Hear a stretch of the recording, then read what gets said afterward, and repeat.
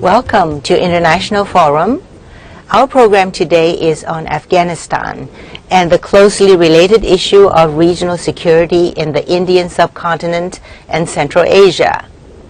President Obama has identified Afghanistan as a far greater security threat than Iraq is or ever was, and has called for a regional approach to tackling the challenge. It is spring 2009. 8 years into the war in Afghanistan since the 9/11 attacks.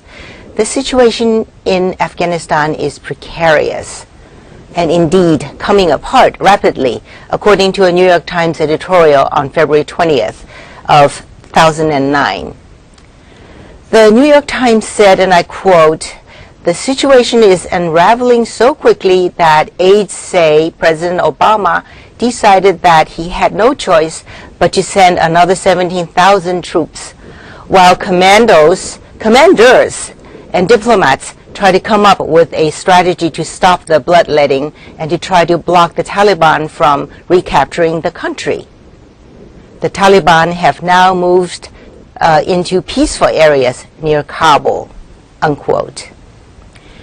Making things worse, much worse, is the Taliban's growing influence in Pakistan, which is increasingly destabilizing Pakistan's fragile civilian-led government of President Asif Ali Zardari. So what we're facing today may be the very real possibility of not one, but two failed states. One of the two has nuclear arms, and both are home to countless Islamic militants, training and planning to overthrow their government and launching attacks against the U.S., Europe, and other places where they see conflicts of interest against their jihadist cause. Joining us today as our special guest to talk about all this is Ambassador Robert Finn. Ambassador Finn was America's first ambassador to post-Taliban Afghanistan from March 2002 to August 2003. An ambassador had also served as the American ambassador to the Republic of Tajikistan from 1998 to 2001. Ambassador Finn's long distinguished diplomatic career also included postings in Turkey, Pakistan, and Croatia. He opened the American embassy in Azerbaijan in 1992, and he's now a faculty member at Princeton University. Ambassador Finn is a familiar face on our program, and we welcome him warmly today back in our program. Welcome. Thank you. Welcome. It's nice good to see you again. Yes. Yeah, I thought I'd start by asking you, we're now in the 8th year in Afghanistan. Give us a reality check. You must have your own sources of information from Afghanistan. Well, I don't so much, but I do try to follow things. And I would say that things are not quite as dramatically bad as it seems. I think people are realizing how difficult the situation is because we have a new administration, and President Obama has said that this will be the focus. He's laid out a plan for withdrawal from Iraq. We'll have to see how that works out. But there's been much more attention being given to Afghanistan, and therefore people are realizing the parameters of the problem. Plus, we have the very dramatic deterioration of the situation in Pakistan. But let me just say a few little things in kind of response to your opening remarks. I just saw it before I came, a senior Afghan official estimating that there are 10 to 15,000 Taliban actively fighting in Afghanistan. Okay, so that is not an overwhelming number. The problem is this the first time that we know such a number? Yeah, and I'm not sure how accurate it is. It's an estimate, maybe more of a guesstimate. But anyhow, that's a figure. We're not talking about several 100,000. We're talking about maybe several tens of thousands. So that's something to bear in mind. The Taliban are active now around Kabul, in fact within Kabul, but that doesn't mean that they've taken over those areas. It means that they are able to permeate those areas, because remember, this is a guerrilla movement and a guerrilla war. So that's the difference. Our military can physically control any particular area they want to. They can control every area. As far as the sending of troops, that's something that actually had been in the pipeline for a long time, and President Bush didn't take action on it. We have been playing catch-up in Afghanistan from day one with regard to troops, with regard to funding, and with regard to civilian personnel, which I told you before. This is another example of it. So, in fact, President Obama is sending fewer troops than the military had asked for. 17,000 versus 30,000. Right. But it doesn't mean that he won't down the road send more. No, he put this in as a marker. And the reason for that, May, is because, as you say, it's spring. It's already spring in Afghanistan. We have snow in Princeton today. But they had to get those troops there before the Taliban and Al-Qaeda across the border in Pakistan can start a spring offensive. So that's why he moved very quickly to send this number of troops, even though his new policy is not in place. Yeah. Now, Tom Friedman, in a piece in the New York Times the other day, wrote about power centers in Afghanistan. And, of course, by that I guess he meant the Karzai, the Taliban, the drug lords, the regional warlords, and who else? And of these power centers, who is the most powerful? Who's really in control of Afghanistan? It would be easy if there were someone who were in control, and you could say, okay, he's the one. Unfortunately, there is no one who is he's the one, and that's the problem, is that you have these different centers of power that sometimes work together and more often don't work together, that are competing for power and influence and what revenue is there. And that's part of the problem. And we've never put in enough to overwhelm that situation, to saturate it, and to set up the structures we need. Plus, there were systemic problems. We didn't set up a proper government. The police training was done by the Germans for a few years, and it wasn't sufficient, so the United States decided to start contributing, but that was several years into the problem. And there are a whole bunch of things that were not done right. But there isn't an overwhelming power, and there isn't an overwhelming power on the other side. You can't call up the Taliban on the telephone. You're dealing with many different leaders. That has its positive aspects too, because you might be able to make deals with different leaders. But the other part of what you said is the issue of Pakistan, which is a very serious issue. Yeah, we're going to look at that closely later on in the program. Okay, good. But let's focus on the situation within Afghanistan a bit more. Karzai, President Karzai, it's been repeatedly said that he is corrupt, his government is inefficient and ineffective. Do you agree with that assessment? I don't think that he's personally corrupt. I haven't seen evidence that, but he's certainly very soft on corruption.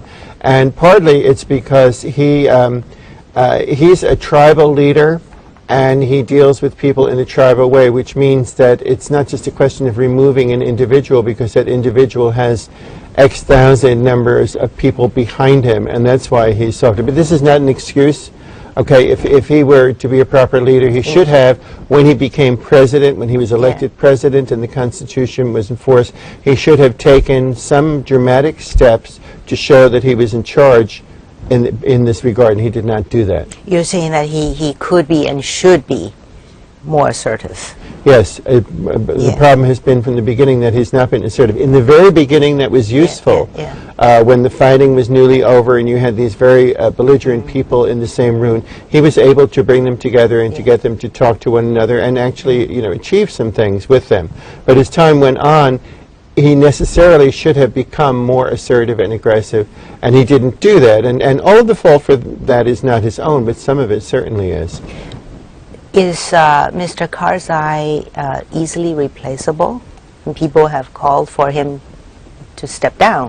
Well, we'd have to see who would be a new leader for Afghanistan. It's an interesting question. He's not going to be there forever in any event, so somebody else will come along. There are a number of candidates who could be good, who are intelligent and have executive powers. The question is, can they achieve a consensus in Afghanistan? Can you get people who could work on a national basis? When President Karzai came in, if you remember, he was called Mr. Afghanistan because he was resonant nationally. I'm not sure that there's anyone out there who has that resonance today. Talk a little bit about people's lives today. What are people living off of, given that poppy is such an important, significant part of the Afghan economy? So just talk about it. How do people live? Are there people starving today, for example, in Afghanistan? There are people who are living a very subsistence existence, and I think certainly in the mountains there were people who were near the starvation point during the winter. That will improve a little bit during the summer. Overall, income has more than tripled since 2001. There are lots of good things you can point to in Afghanistan. It's not that nothing has happened, it's that what has happened has been so far short of what people expected to happen in Afghanistan and what people thought would happen outside. That's a disappointment. And the fact that security, instead of improving in an increasing way, in fact, has deteriorated, especially in the last few years. So Afghanistan was one of the poorest countries in the world. It's still one of the poorest countries in the world. And I would argue that if we don't, in cooperation with the Afghans, create a viable economy, then we're always going to have the problem of Afghanistan. Afghanistan has to be able to support itself for the problem of Afghanistan to end, leaving aside all of the security problems. And that's something that could happen. How successful has been the effort to eradicate the poppy growing? They've actually eradicated it in a number of provinces. In a large part of the country, particularly in the north, it's been eradicated. The overwhelming majority of the opium grows in the southeast, where the Taliban are most active. You need to have a concerted economic effort to replace the growth of opium with other crops in order to solve the problem of opium. And have they made progress there? They've made some progress there. The crops that could replace it in Afghanistan are crops that have a long lead time. They would fruit trees, grapevines, things like this. These are things that were destroyed by the Soviets particularly, and they take years to come back. Have new ones been planted? They have started on these, not everywhere, but yes, programs have been started. And that's what President Karzai wants to do. He wants to adopt the Thai model, which is to support people for X number of years while they make the transition, with the knowledge that at the end of that period of time, if they're still growing opium, that they're going to be prosecuted. I'd like now for us to turn to Pakistan, the situation there. It's a country that is critically important to the global security, and yet it has myriad serious problems. It's got threats from extremists, militants threatening, and an unraveling economy, and it's got battling civilian leaders, and it's got tensions with the India. Over the Kashmir issue. I mean, how bad is the situation in Pakistan? Is it really as bad as I just described? Yeah, Pakistan is a very troubled country. It's a very troubled country. As troubled or more, would you say, than Afghanistan? Well, as far as if we consider not troubled but troubling, a more serious problem, Pakistan has nuclear weapons. So that's, and it has a much larger population, and it borders India. So there are many more problem vectors. Afghanistan is a problem for itself. Pakistan is a problem for the whole world. And the government, as you say, the government is squabbling with Nawaz Sharif, their political rival, something that's been going on for decades. The army is questionable. The army has ruled Pakistan for most of the time since independence. President Musharraf was forced out, but civilian law has been short-lived typically in Pakistan, so we have to see how that's going to play out. Then we have the problem of India and Afghanistan, two separate problems. The attacks in Mumbai are pretty generally recognized as specifically targeted to create problems between India and Pakistan at a time when there was going to be a rapprochement. The foreign minister, Qureshi, was in Delhi at the time of that attack, and the Indians luckily did not rise to debate, but nevertheless Pakistan shifted large numbers of troops from the western area where they were fighting the Taliban to the eastern border, Plus, you have an intellectual problem. The Pakistani military is still training itself for dealing with wars with India instead of training itself for dealing with counter-insurgency within its country. But then you have the problem of the Pakistani parliament and people not taking ownership of the problem of fundamentalists in western Pakistan. They've now taken over the valley of Swat, which is only 100 miles from Islamabad, which was, I've served in Pakistan too in the 1980s. And the Swat was a resort place. It was extremely modern and open and relaxed. And now these people, with enforcers from Uzbekistan, bringing in the regional aspect of this, have taken over this area. Yes, these are the Uzbeks who are, and this is another very important aspect of this whole thing. These are people who were kicked out of Uzbekistan. By whom? By the government there when they tried to push for Islam. Around after the fall of the Soviet Union in the late 1990s.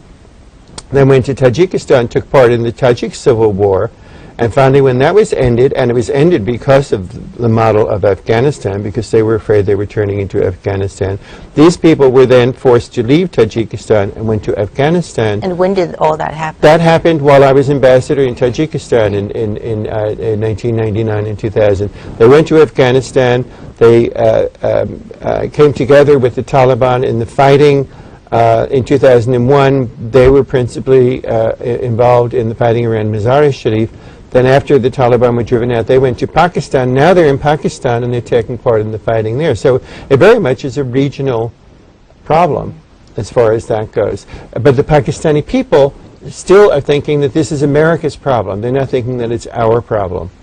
And that I find that to be a very serious and disturbing aspect of the situation. Yeah, so talk a little bit about the significance of the loss of control by the Pakistani government of the Swat Valley area.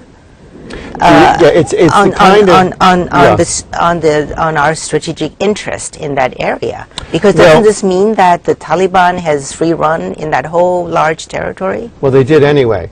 What it means is the Pakistani government's rationale is that these were laws that were on the books anyhow, put in, by the way, by Benazir Bhutto, the great democratic leader, and that all they're allowing them to do is to enforce these laws on Sharia. That's their take on it. In fact, of course, everyone in the world and the people in the area see this as the government's surrender to the Taliban and allowing them, as you say, to take over this area and to have the free run of this important area very close to the capital.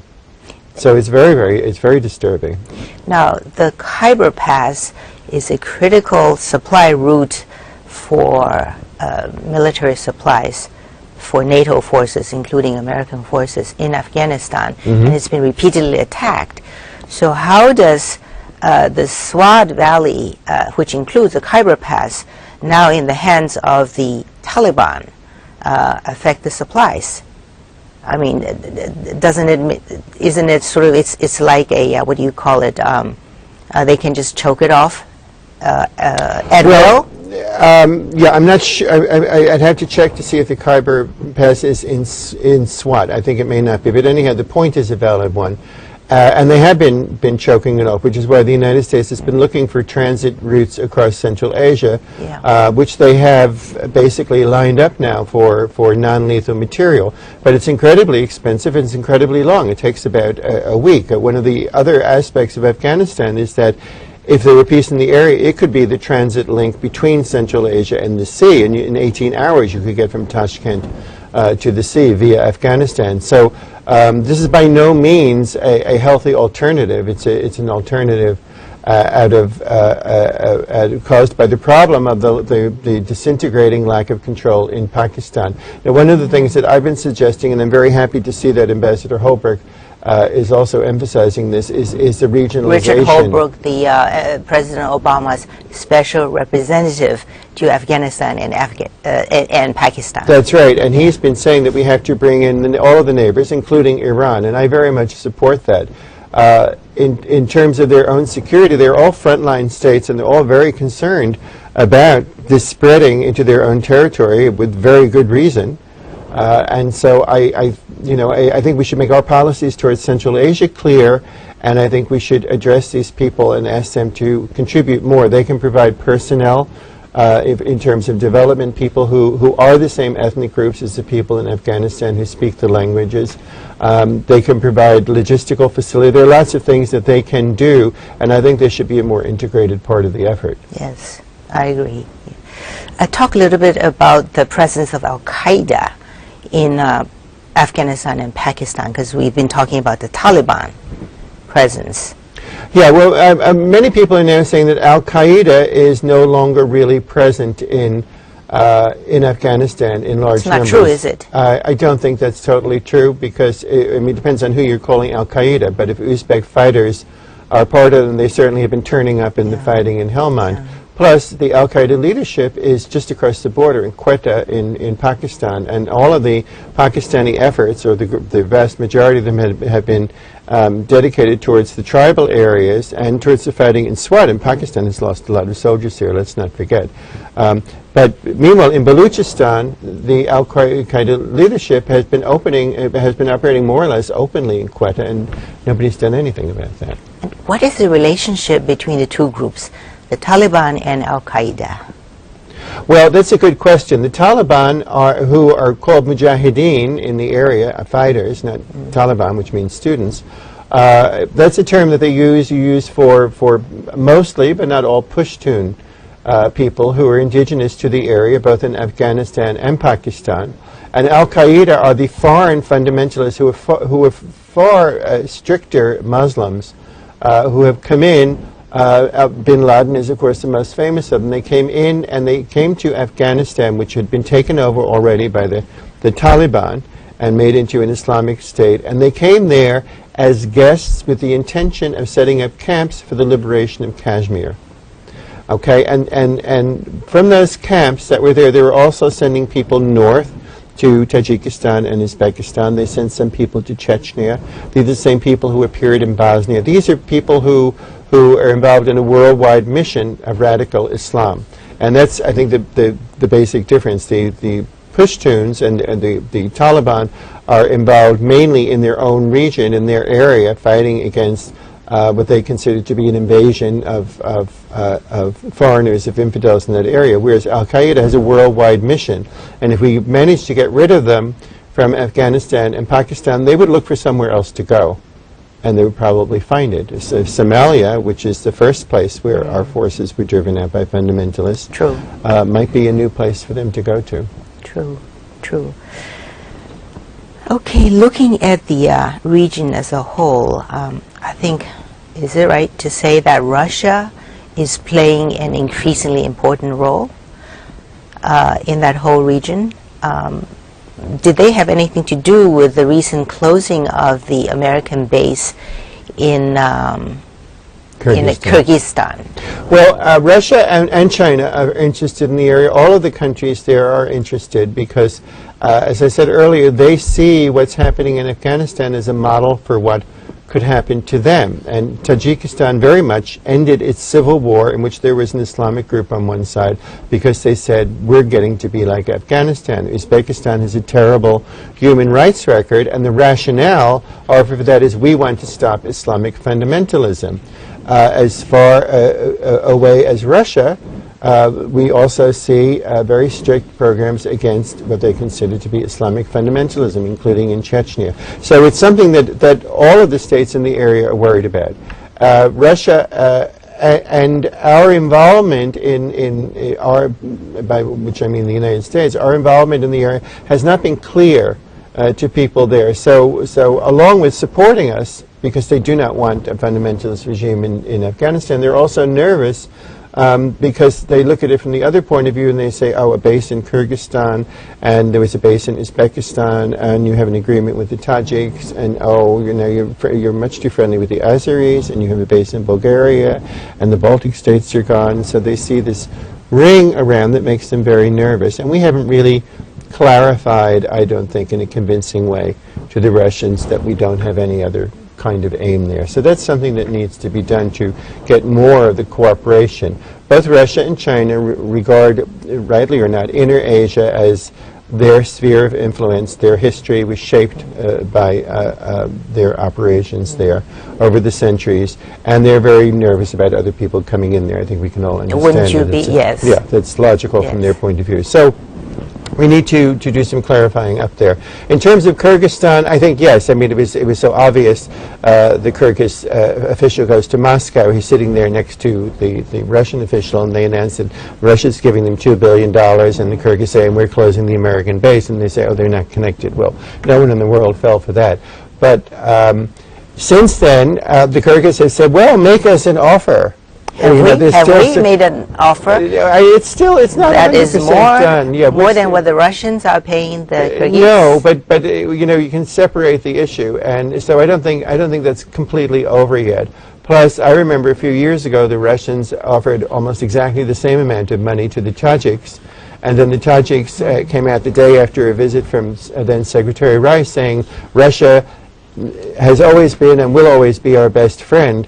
But then in the end, they didn't get their $2 billion. There were problems. They only got a little bit of it. So I don't think that's over yet. Now, General David Petraeus, the CENTCOM commander for the U.S., said in January of 2009 that he had agreements with Russia and other countries north of Afghanistan to move supplies, easing reliance on Pakistan. So given, I mean, have other countries in that area, north of Pakistan, come forth to say, yes, we'll consider doing a deal with you so you can put a base in our country? No, they haven't said that they wanted a base, but they have said that we can move our materials through. Uzbekistan just agreed it, but these are non-lethal materials, okay? They're not... No military supplies. No military supplies. They're non-lethal. I mean, they could be maybe food for the soldiers. I'm not sure what that means, but it certainly doesn't mean guns and bullets. And Uzbekistan has just said that they will allow that, even though they shut down our base. The Turkmen, who have always had a very strict policy of neutrality, said we could fly over Turkmenistan, again, with non-lethal things. But the problems there, one, it's non-lethal. Two, it's enormously expensive and takes a long time. It takes about a week to get things across Russia. The country of Kazakhstan is as large as all of Western Europe. We don't realize the enormous spaces of Asia. Yes, yes. Let us look at going forward. What are our options? What do we do? You know, what do we do? How do we? Where do we go from here? Many, many people, experts, security experts, and pundits have called for the U.S. to redefine its goals in Afghanistan. Meaning that the old goals, building a democracy, getting rid of the Taliban, and capturing Osama bin Laden, all of that has now, in hindsight, we can say, well, it didn't work. It was impossible, mission impossible. But so do you go along with that view that we should redefine our goals in Afghanistan? Well, I don't think we ever defined our goals properly in the first place. I think that was part of the problem. We went in there saying that we were going to prevent Afghanistan from being a base for terrorism, and then we realized, it was clear to me from the start, that we would have to do development, but it was always reluctant, it was always ex post facto and playing catch up, as I said, and that's part of the problem. But to get to what we do today, yes, it's fine to redefine goals, it's fine to clarify what it is you want to do. And what goals would make sense to you, someone who really knows the region and peoples? Well, I think we might be able to drive a wedge between the indigenous people, mostly Pashtuns, and these foreigners who have come in, who are pushing a kind of Islam that is much more radical than the people there have had. In their Islam and their tribal way of life, they've been intermeshed since they became Muslim. And what these people are preaching is a different kind of Islam. The Wahhabi sect is an extremist Islam. It's extremist wherever it is, and it's extremist there too. And last summer there was extensive fighting in the tribal area of Bajur between these foreigners, Uzbeks in particular, and the local people, because they saw these people as trying to take over their society. Something similar happened to a lesser degree in Bosnia. So these people wear out their welcome eventually. So there's some movement there. Then we have to deal with the question of the development and security guarantees for the people in the area so they can live their lives. And there's a lot of discussion going on now. Karzai is being accused of being soft on the Taliban. Karzai has said from the start that anyone who will support the Kabul government and not fight against it is welcome to be reconciled with it unless they have committed heinous crimes. So there's movement there. I think the neighbors should be involved. I think Pakistan has very serious problems in working out who's in charge in Pakistan. Who's in charge of the army. The new president tried to get ISI to be responsible to the government. They refused to do that a few years ago.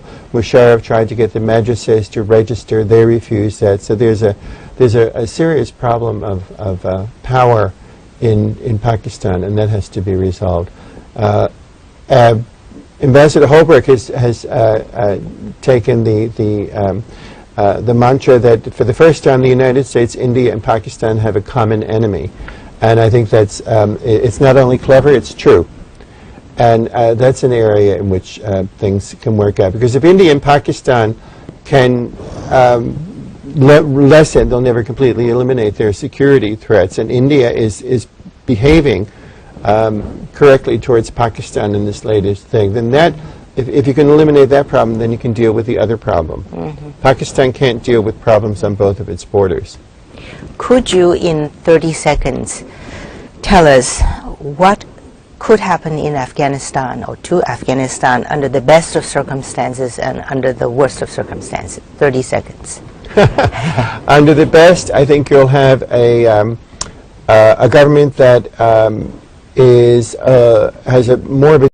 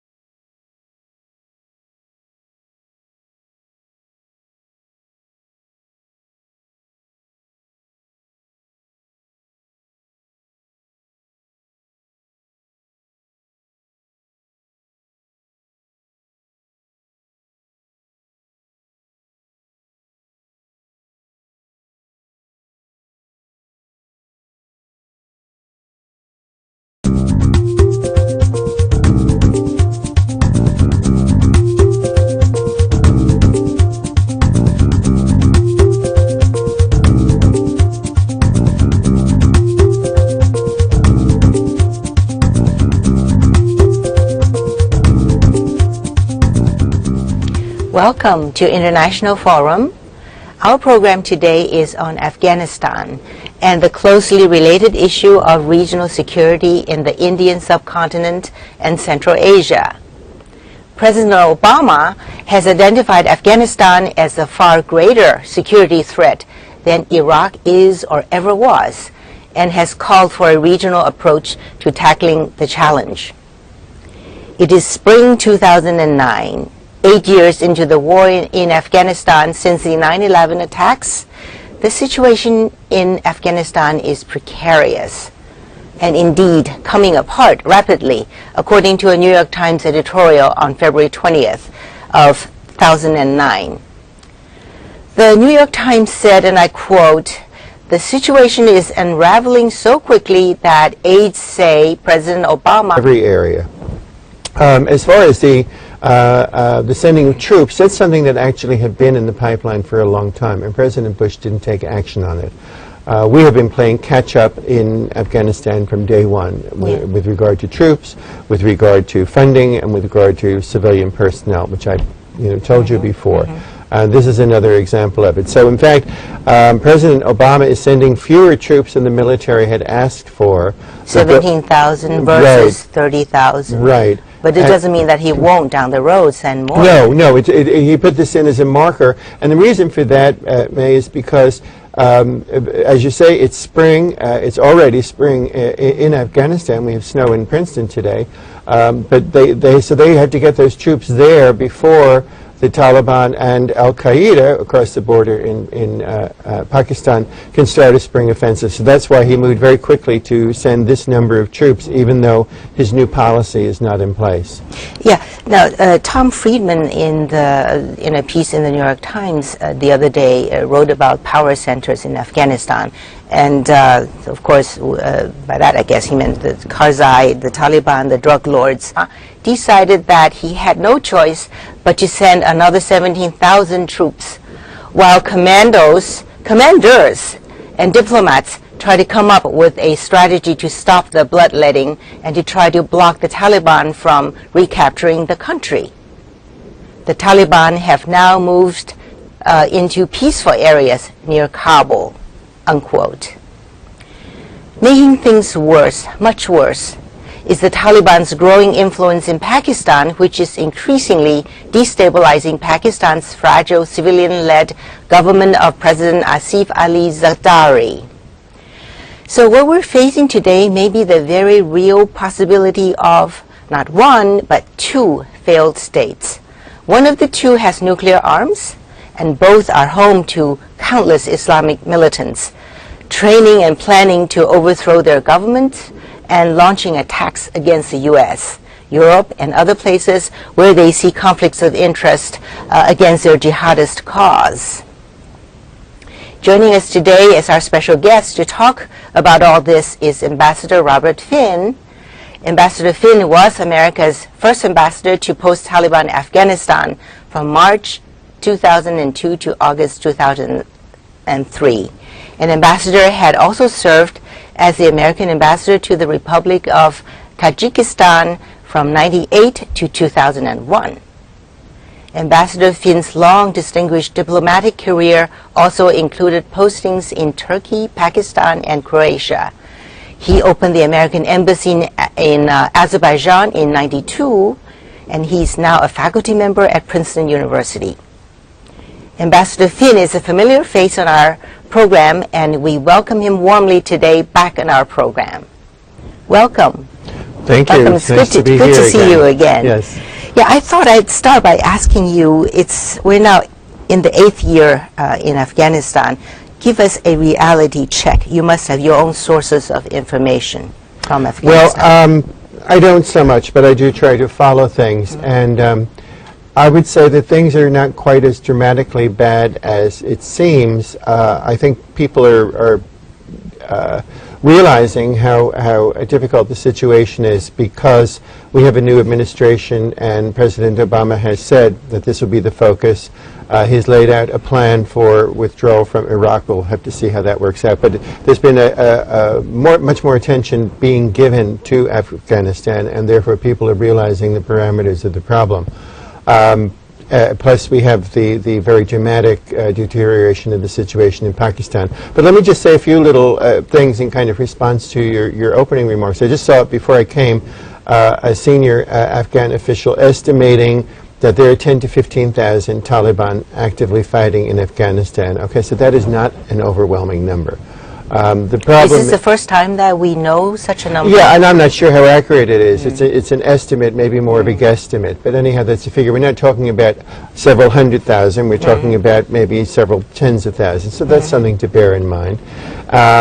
The Taliban are active now around Kabul, in fact within Kabul, but that doesn't mean that they've taken over those areas. It means that they are able to permeate those areas because, remember, this is a guerrilla movement and a guerrilla war. So that's the difference.